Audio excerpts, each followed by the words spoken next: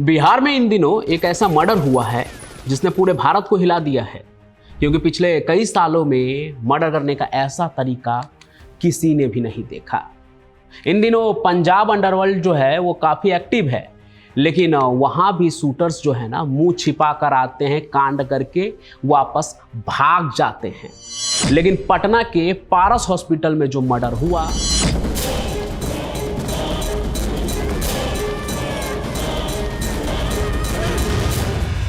उसके CCTV footage को देखने के बाद मरने वाले से ज्यादा मारने वाले किलर की बातें शुरू हो गई कि आखिर कौन है ये, मर्डर करने के बाद भी इतने स्वैग में चल रहा है। बाकी शूटर्स तो भाग गए 4 के 4, पर इसे किसी का खौफ क्यों नहीं है? ये ऐसे क्यों एक्ट कर रहा है जैसे किसी फिल्म की शूटिंग चल रही है और ये अपना एक्शन शॉट दे रहा है एकदम भौकाल में। इसके बाद तो हर तरफ एक ही सवाल था कि आखिर ये शूटर है कौन, और फिर जवाब आया कि उसका नाम है बादशाह। गैंगस्टर और एक्टर का कॉकटेल वर्जन तौसीफ बादशाह, जो बिहार की धरती पर क्राइम का एक नया अध्याय लिखने वाला है। लेकिन देखना यह है कि जो बादशाह इतना भौकाल मचा रहा है, रौला दिखा रहा है, आखिर उसका अंजाम क्या होने वाला है। तो हमारी कहानी का जो मेन किरदार है ना, वो तौसीफ रेजा उर्फ तौसीफ बादशाह है। महज 26 साल का है ये लड़का, जिसने खुद को किंग ऑफ पटना और बेखौफ शिकारी बताकर सोशल मीडिया पर खूब जलवा बिखेरा था। आज वही तौसीफ सबसे बड़ा क्रिमिनल बन गया है। अब आप सोच रहे होंगे कि ये किलर कौन सा किंग है, तो जनाब ये इंस्टाग्राम का रील स्टार था, पार्ट टाइम शूटर और फुल टाइम बस इसी सब चीज में दिमाग खपाने वाला अपराधी। लेकिन आपको पता है, फुलवारीशरीफ पटना का रहने वाला तौसीफ एक पढ़े लिखे परिवार से आता है। पिता हार्डवेयर व्यापारी हैं और उनकी जो माँ हैं वो सरकारी टीचर हैं। खुद इस बादशाह की जो पढ़ाई है वो सेंट कैरेंस स्कूल से हुई है, पटना के एक बहुत ही प्रतिष्ठित स्कूल है। लेकिन रील की दुनिया का ये चमकता सितारा असल जिंदगी में अपराध की अंधेरी गलियों में कब उतर गया, ये समझना बहुत मुश्किल नहीं है।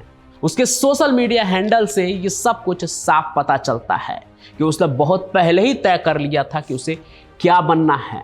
उसके फेसबुक बायो में लिखा था, जिस जंगल में तुम शेर बनकर घूमते हो उस जंगल के बेखौफ शिकारी हैं हम। और शिकारी के लिए ये कोई पहला मामला नहीं है जब पुलिस उसके पीछे है। इससे पहले साल 2022 में भी आर्म्स एक्ट में गिरफ्तार हुआ था ये बादशाह, और वहीं उसकी मुलाकात हुई जेल के अंदर ओंकार नाथ शेरू सिंह से, जो शेरू गैंग का मुखिया है और अभी बंगाल की जेल में बंद है। जेल की ही ये दोस्ती तौसीफ की जिंदगी का सबसे बड़ा टर्निंग पॉइंट साबित हुआ। यहीं से तौसीफ शेरू के लिए ऑन कॉल हिटमैन बन गया। सोचिए, इंस्टाग्राम पर ग्लैमर भरी पोस्ट डालने वाला लड़का अब असली शूट आउट करने लगा था। अब बात करते हैं कहानी के दूसरे अहम किरदार की, जो इस खूनी खेल का टारगेट बना। नाम है चंदन मिश्रा।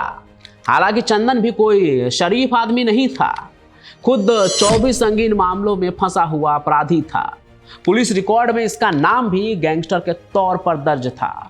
अपने इलाके में बक्सर में वो किसी बाहुबली की तरह घूमता था, उसका रौला ही अलग था। तो सवाल ये उठता है कि आखिर तौसीफ और शेरू चंदन को क्यों मारना चाहते थे? तो देखिए, कत्ल का जो है मामला भले ही नया है, जिसे बादशाह के कत्ल करने के भौकाली अंदाज ने फेमस कर दिया, लेकिन कत्ल करने की वजह जो है उसके पीछे की कहानी थोड़ी पुरानी है और गैंगवार, ईगो और पैसों का कॉकटेल है ये।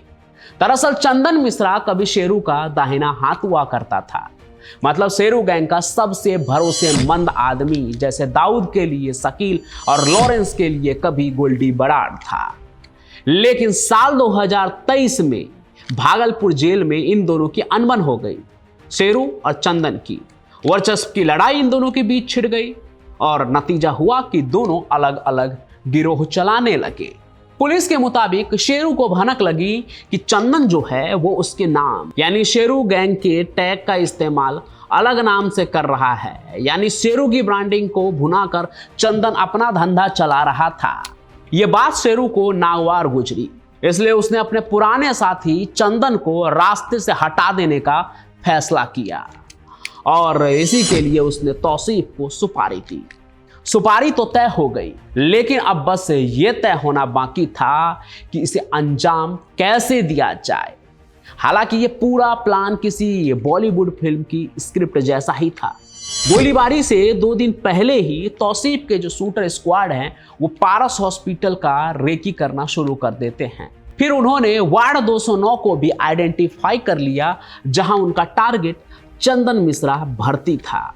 इसके बाद इस साजिश का अड्डा बना तौसीफ के ममेरे भाई निशु खान का समनपुरा वाला घर। यहीं पर हथियार जमा किए गए थे और पूरी प्लानिंग को अंजाम दिया गया था। ये इनका एक तरह से कहें तो एपिसेंटर था क्राइम करने का। यहीं से सब कुछ आ रहा था, जा रहा था। और फिर आया वो दिन 17 जुलाई 2025 की सुबह करीब 7:12। 2 बाइक पर 6 लोग पारस हॉस्पिटल पहुंचे। एक शूटर निगरानी पर रहा, वहीं हॉस्पिटल के बाहर बाइक के पास, जबकि 5 शूटर अंदर घुसे। अस्पताल की सिक्योरिटी ने पास मांगा, लेकिन गैंग बिना किसी रोक टोक के रास्ते के अंदर घुस गए। सिक्योरिटी में भारी चूक हुई थी, जिसके बाद पटना पुलिस ने 5 अफसरों को सस्पेंड भी किया। सोचिए ना, 5 हथियार बंद आईसीयू तक कैसे पहुंच गए, वो भी तब जब उनके पास नहीं था। सिक्योरिटी ने रोका, उन्होंने सिक्योरिटी ब्रीच किया, तो उनको वहीं क्यों नहीं रोका जा सका। खैर, कॉरिडोर में जो वीडियो फुटेज आप सभी के सामने आई सीसीटीवी में, जो मैं पहले भी आपको दिखा चुका हूं, कॉरिडोर में जो सबसे आगे चल रहा था वो कौन था? तौसीफ बादशाह। उसकी कॉलर खुली हुई थी, हाथ में पिस्टल था और चेहरे पर पूरी ठसक।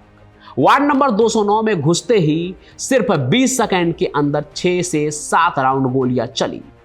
चंदन मिश्रा को गोलियों से छलनी कर दिया गया। वो वहीं मौके पर ढेर हो गया। लेकिन सबसे हैरान करने वाला पल जो था वो अब सामने आया। शूट आउट के बाद बाकी 4 शूटर जो अपना चेहरा छुपा कर आए थे, टोपी पहने हुए थे, वो वहां से तो भाग निकले। वो 4 शूटर 10 सेकंड के अंदर ही। लेकिन तौसीफ उसी ठसक के साथ और बेखौफ अंदाज में बाहर निकला, जैसे उसे किसी का डर ही नहीं था। वो एकदम रौले में चल रहा था। फिर उसने अपनी पिस्तौल को जेब में डाली और टहलते हुए बाहर चला गया, जैसे उसे रोकने वाला कोई है ही नहीं। यहां तक कि सीसीटीवी कैमरे को भी वो घूर रहा था, जैसे उसे इस बात का भी कोई फिक्र नहीं था कि कहीं उसका चेहरा रिवील हो गया तो क्या होगा। ये सब कुछ देखकर, जो भी कैमरा में कैद हुआ, ये सब कुछ देखकर ऐसा ही लगता है कि तौसीफ चाहता था कि लोग उसे देखें, लोग उसे जाने, लोग समझे कि बिहार के आपराधिक पृष्ठभूमि में एक नया बाहुबली उभर रहा है, एक नया शूटर उभर रहा है जिसे किसी का डर नहीं है। वारदात को अंजाम देने के बाद शूटर वहां से बाइक से तो निकल गए, लेकिन इसके बाद वो स्कॉर्पियो से गया रोड की तरफ भागे। फिर वो कोलकाता के न्यू टाउन में एक गेस्ट हाउस में जाकर छिप गए। लेकिन इसके बाद पुलिस ने अपनी चाल चलनी शुरू की। भला पुलिस से बचकर अपराधी कहां तक जाएगा?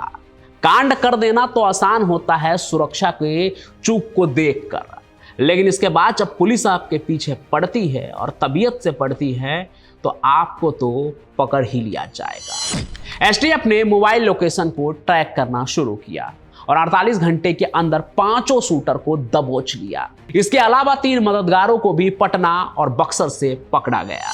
20 जुलाई को तौसीफ और उसके साथियों को अलीपुर कोर्ट में पेश किया गया, जहां उन्हें ट्रांजिट रिमांड पर पटना ले जाया गया। लेकिन इस एक वारदात ने पटना पुलिस के लिए कई सिरदर्द पैदा कर दिए। अस्पताल में इतनी बड़ी वारदात का होना अपने आप में एक गंभीर सुरक्षा चूक थी। ऊपर से अभी इलेक्शन का माहौल है वो अलग। सरकार की तरफ से भी पुलिस वालों को प्रेशर जरूर होगा, क्योंकि अभी के वक्त पर क्राइम होना सीधे सीधे सरकार पे भी सवाल उठाता है। और इन दिनों सोशल मीडिया पर यह चीज आप देख ही रहे हैं, और यही वजह भी है शायद लगता है कि बहुत जल्दी ही कार्रवाई हुई और शूटर पकड़े भी गए। हालांकि पुलिस जब कार्रवाई करती है तो उनसे बच पाना मुश्किल होता है। शूटर और अपराधी तब तक ही आज़ाद रह पाते हैं जब तक कि उन पर कानून की जो लाठी होती है वो तबीयत से न टूटे। एक बार अगर कानून चाह ले तो बड़े से बड़ा अपराधी जो है ना तुरंत पकड़ा जाता है और उसे सजा भी होती है। खैर, इसके अलावा जो पुलिस के लिए एक और परेशानी है वो ये कि ये शेरू और चंदन जो है दोनों के अपने अपने समर्थक है, यानी कि ये दोनों जो गैंग के लीडर थे उनके आगे पीछे भी बहुत सारे लोग थे।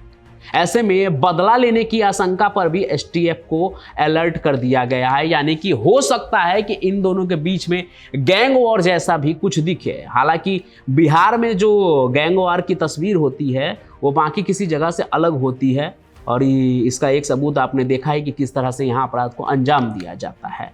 पर इन सभी चीजों के बीच सबसे बड़ी चिंता तौसीफ जैसे रियल गैंगस्टरों से है जो युवाओं के लिए एक रोल मॉडल बन सकते हैं। पुलिस की साइबर सेल जो है अब ऐसे लोगों पर नजर रखेगी ताकि रियल लाइफ का स्टाइल असल सड़कों पर गोली बारूद के साथ न उतर जाए। हालांकि जो लोग ऐसा 1% भी सोचते हैं ना कि इस तरह का शूटर या अपराधी बनना बड़े भौकाल की बात है, सोसाइटी में रौला बन जाएगा, कोई आंख उठा के नहीं देखेगा, तो उनके लिए एक ही मैसेज है। बादशाह के जिस भौकाल को वायरल कर दिया गया, जिसको सबने देखा कि वो बिना चेहरा छुपाए किसी को मार के आ गया और बिना डरे जा रहा था, अब जरा उसके अंजाम को भी देखिए कि मौजूदा वक्त में उसकी क्या हालत है। कानून की लाठी उस पर टूट रही है और तौसीफ बादशाह सलाखों के पीछे है और शेरू पहले से ही जेल में बंद है। चंदन मिश्रा तो इस दुनिया से ही रुखसत हो गया। भले ही खुद एक अपराधी था वो, लेकिन अंत आप देखिए कि अपराध के रास्ते पर चलने वाले का अंत क्या होता है। मैंने इस चैनल पर लगभग 500 से भी ज़्यादा कहानी सुनाई है आप लोगों को पिछले 2 सालों में, और हर कहानी में लगभग हर जो गैंगवार वाली कहानी होती, गैंगस्टर वाली कहानी होती है, उसके अंत में मैं एक चीज़ कहता रहता हूँ कि अपराध के रास्ते पर चलने वाले जितने भी लोग होते हैं उनका 3 ही अंजाम होता है। या तो वो बहुत ही छोटी सी उम्र में 35-40 साल की उम्र में वो इनकाउंटर में, गैंग वॉर में या दुश्मनी में इसमें मारे जाते हैं, या फिर उनकी पूरी ज़िंदगी जो है वो जेल के 4 दीवारी के अंदर गुजरता है। इन सभी चीज़ों में एक तीसरा होता है जो बहुत ही कम होता है कि नेता बन गए तो आप बच जाते हैं, लेकिन वैसे भी लोग जो है बहुत कम ही बचते हैं। आप अतीक अहमद को देख लीजिए, मुख्तार अंसारी को देख लीजिए कि ऐसे लोग भी जो होते हैं उनका अंत क्या होता है। कुल मिलाकर अपराध के रास्ते पर चलना आपको एक तरह से मौत के दलदल में ही धकेलता है, तो ऐसे रास्ते से दूर रहना ही बेहतर है। बाकी जिस तरह से एक हॉस्पिटल में यह कांड हुआ, इसने पूरे शहर को दहशत में डाल दिया। सबके मन में एक ही सवाल है, जिस जगह पर लोगों की जान बचाई जाती है, जिस जगह पर डॉक्टर होते हैं जिसे लोग भगवान समझते हैं, वहाँ पर लोग अपनी जान की रक्षा के लिए जाते हैं, अब वो जगह भी सेफ नहीं रहा है। और इस पर बहुत ही गंभीर तरीके से सोचना चाहिए पुलिस प्रशासन को, बिहार सरकार को, कि किस तरह का माहौल क्रिएट हो रहा है और इसे कैसे संभाला जाए। जो जंगल राज का टैग लगा था वो बहुत ही मुश्किल से हटा, जिसका असर आज भी हर जगह दिखता है। कहीं भी बिहार के लोग जाएं तो उन्हें कैटेगराइज कर दिया जाता है, अरे तुम बिहार से हो, वहाँ तो चोरी हो जाता है, वहाँ तो लोग दिन दहाड़े उठा लेते हैं। तो ऐसी छवि से बाहर निकलने की ज़रूरत है। हालांकि जो लोग बिहार के बाहर से हमें देख रहे हैं उनके लिए भी एक मैसेज ये है कि ऐसा नहीं है कि ये सब सिर्फ बिहार में हो रहा है। यूपी हो, महाराष्ट्र हो, कोई भी स्टेट हो, हर जगह इस तरह के क्राइम होते हैं। हालांकि ग्लोरीफाई जो है किसी खास जगह के क्राइम को ज़्यादा किया जाता है, लेकिन कुल मिलाकर बात यह है कि अपराध जो है वो कैटेगराइज करने की चीज़ नहीं है। इसके खिलाफ लड़ना हर एक भारतीय का काम है, और इस तरह का कोई भी जो एलिमेंट है जो सोसाइटी में जिससे खतरा है, उन सभी चीज़ों के खिलाफ हमें आवाज़ उठानी होगी। और साथ ही साथ सबसे ज़रूरी है कि सतर्क रहना होगा। इन सभी चीज़ों से दूर रहिए, खुद को सुरक्षित रहिए, अपने आसपास के लोगों को भी सुरक्षित रखिए। बाकी आज की ये कहानी आपको कैसी लगी कमेंट में ज़रूर बताइएगा। कहानी को लाइक भी कीजिए, साथ ही साथ इस चैनल को सब्सक्राइब भी ज़रूर कर लीजिए, ताकि जब भी मैं कोई नई कहानी लेकर आऊँ तो उसका नोटिफिकेशन आप तक जल्दी पहुंचे। बाकी मैं पंचम प्रकाश अपनी कहानियों के साथ ऐसे ही हाजिर होता रहूंगा। तब तक के लिए आप सभी का बहुत बहुत धन्यवाद।